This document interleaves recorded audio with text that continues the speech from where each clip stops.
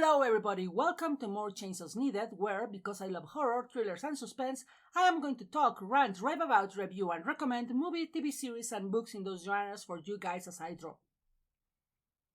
As we keep our study of the five-man band that were the original Universal monsters, we're going back to the one that has its origins in literature, even if he was born in a completely different genre, science fiction. Created by the great H.G. Wells, this is also one very human monster compared to Dracula, a vampire, Frankenstein creature, an artificial human, and the mummy, a dead body. I am talking about the dangerous bad boy who will come out from the shadows when you least expect him, the Invisible Man. So let's meet Dr. Jack Griffin, the scientist who managed to become invisible thanks to the flower power. After Dracula had been such a great success, and yes, we have the Count to thank for a lot of these movies, Universal Pictures got the proposal to adapt H.G. Wells' The Invisible Man. Important distinction, as there is another novel called The Invisible Man, but by Rap Ellison, and yet another novel called The Murderer Invisible by Philip Wilde, which will come into play in a bit, but decided to go with Frankenstein as the follow-up to the famous Count. However, after Frankenstein, they gave the thumbs up to The Invisible Man with some conditions. Yes, The Invisible Man was approved before The Mummy. We will talk about this a bit later, but let's just say that pre-production of The Invisible Man was quite complicated. What is important here is that the original H.G. Wells novels was considered not gruesome enough for the studios, so they demanded they added elements of the murder invisible to the script. See, I told you it was coming back. As well as giving the main character an actual name, given that Wells had only given him the surname Griffin. Now, before we go on, what is The Invisible Man, the novel, about? A stranger arrives to the village of Epping, completely covered from head to toes in bandages, and demands a room to be left alone no matter what. This, of course, causes him to be the topic of every gossip in town, even more as he only lives at night and absolutely no one has seen his face. When Mrs. Halls, the owner of the inn where he is staying, demands both the payment of his bill and him leaving due to the bad reputation her place is getting thanks to him, he angrily takes off the bandages to show that underneath there is nothing. He's completely invisible. Also, once the police arrives, he is absolutely naked as he took off his clothes to be able to escape, taking advantage of his invisibility.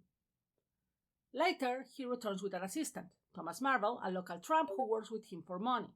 Unfortunately, as it usually happens with mercenaries, Marvel betrays Griffin and he is pursued by the Invisible Man to the town of Port Burdock. A local patron of Nervy Bar shoots Griffin at the end. Trying to cure his wounds, Griffin seeks shelter in a local house who just happens to be owned by Dr. Kemp, a former associate of him from medical school, and he gets the idea that he can convince Kemp to join him in his quest to terrorize the nation. Notice, he's not interested in conquering, he just wants people to fear him.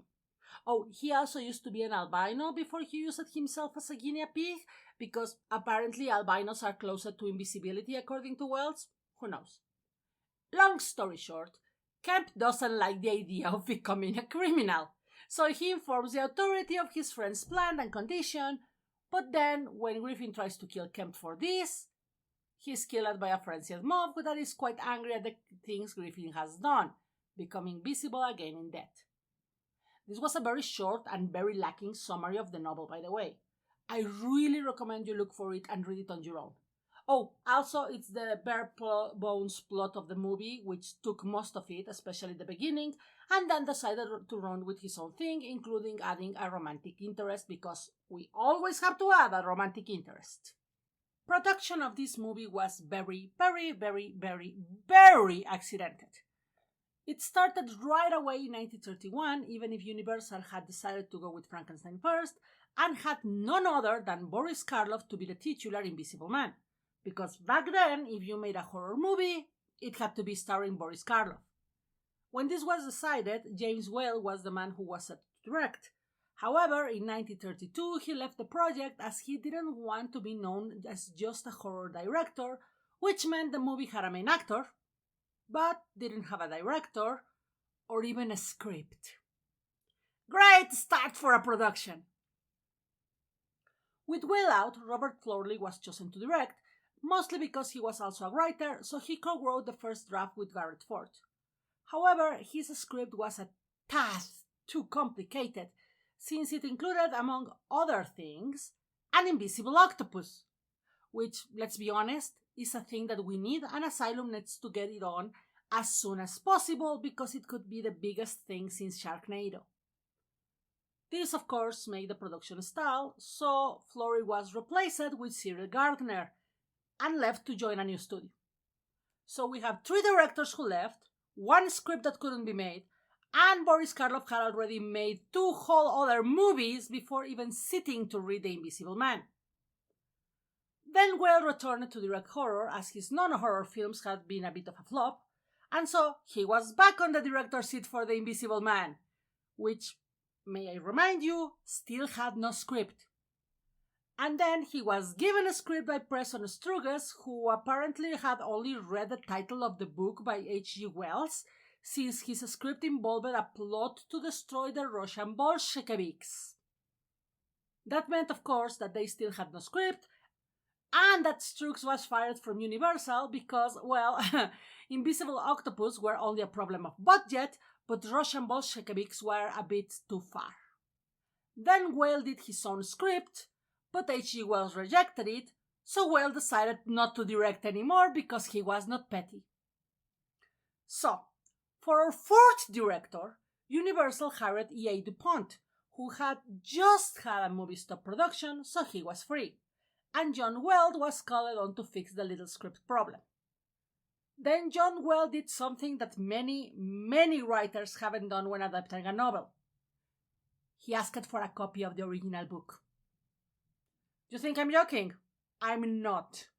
The worst thing was that Universal did not have a copy of The Invisible Man, so he had to go and buy his own. And between all the game of musical chairs with the director and the scriptwriter, Boris Karloff decided that he was not going to film The Invisible Man, just as Wells finally agreed on a script, this time written by R.C. Sharif, which was ready by July 1933, so now Whale, who had decided to return to the film again, had a script, but no star. After finding actor Claude Rains, then they were finally ready to start production for an October 1933 release, because back then, movies were filmed and released fast. The Invisible Man has had a couple of remakes and reimaginations, but one of the constant things that happen in all of them is that our Griffins go quite insane after being invisible for some time, with the exception of the latest, where Adrian Griffin was already a psychopath long before he was invisible, and he's also the only one who can become visible at will. This is a theme from the original, where while our albino Griffin had some weird ideas about his superiority over everyone's intelligence, he was not bent on creating evil chaos or conquering the world until a few months of complete invisibility had passed. Also, while we can see much of it on the 1933 movie due to limitations on special effects, Griffin has weaknesses, such as the fact that his food is visible after he eats until it's completely digested, and of course rain and fog do give him away since they bounce off his still solid body. These limitations are also kept for all future reimaginations, with the exception of Adrian, who doesn't really become invisible with a potion, so his rules are completely different, although rain and fog still work on him. So, well, basically he is invisible, well, they are invisible, but not transparent. But let's go back to the madness that comes with not being seen, given that it's one of the main points of the narrative. Imagine for a moment that every single person in the world ignores your existence. Not because any fault of your own. Well, yes, Griffin did use himself as a guinea pig, which is like Mad Scientist 101 first no, but still. No one talks to you. No one sees you. And the only human contact you get is by accident if someone bumps on you because they don't see you. Sure, at first you may think it's liberating, like being anonymous on the internet. that you can do whatever you want without consequences, and that's when the slippery slope begins, because even the most pious person can be tempted with crime if there is absolutely no consequences. And from there to megalomania, there is only one tiny step. Because of course, at some point, you will feel compelled to know what people say about you when you are not in the room, and paranoia also will rear its ugly head, and suddenly everybody's against you, in your mind. And that is the horror of being the invisible man. But there's also the more obvious horrors of being the victim of the invisible man. Personally, I think that the movie that best showed this was the 2020 remake, as it takes the general conquer the world motive that most versions of Griffin end up having and makes it a more individual goal of making the life of the woman who left me a living hell before killing her, then maybe conquer the world. And manages to recreate the horror of being stalked, gaslighted, and trapped in your own house quite real. Something that unfortunately the previous versions of The Invisible Man didn't quite touch very well, although the Kevin Bacon multi-special effects extravaganza tried to. Because if your enemy can't be seen, how do you convince people that you are being chased? How can you tell others that you are in danger if no one can see said danger? Any person who has been stalked, well, they know the feeling of helplessness given how hard it is to get the cops to act on the problem, which creates the idea that there's nothing they can do except to jump at shadows and feel like you can't leave the house at all. Jack Griffin, the Invisible Man, is still one of those few monsters that no one has tried to humanize or redeem.